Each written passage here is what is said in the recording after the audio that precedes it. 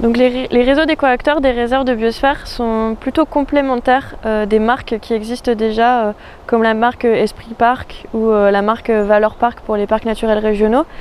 L'idée là, c'est pas de valoriser, on va dire, les meilleurs élèves, mais plutôt d'engager une démarche de progrès collective sur le territoire et d'aller vers du mieux sur le développement durable. La démarche écoacteur, elle a été créée il y a une dizaine d'années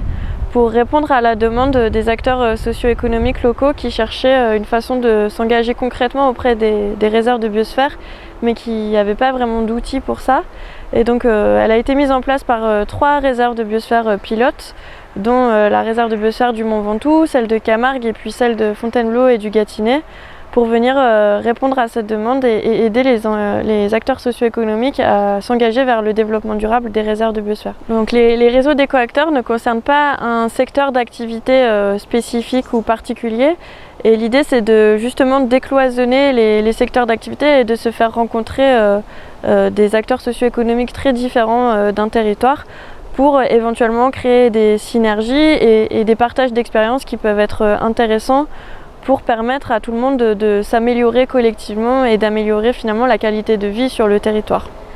Avec leur réseau d'écoacteurs, les réserves de biosphère valorisent et reconnaissent l'engagement des acteurs socio-économiques locaux qui font aussi vivre la réserve de biosphère, le territoire, et qui donnent du sens aux activités de la réserve de biosphère.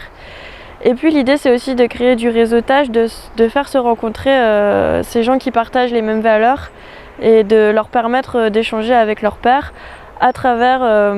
des événements plutôt conviviaux, mais aussi à travers des formations, des ateliers de travail, des réflexions pour partager une vision commune du territoire et s'engager ensemble vers le développement durable du territoire. Donc actuellement on a 8 réseaux d'écoacteurs dans 8 réserves de biosphère. Et donc tous ensemble, ces écoacteurs forment aussi un réseau à l'échelle nationale qui est animé aussi par le MAP France. On essaye d'organiser des rencontres et des échanges pour qu'il y ait aussi des échanges entre réserves de biosphère et des retours d'expérience de territoires différents. Cette démarche, elle existe aussi à l'échelle internationale. Il y a des démarches similaires dans d'autres pays qui seront sans doute connectés un jour. Et puis elle fait beaucoup de sens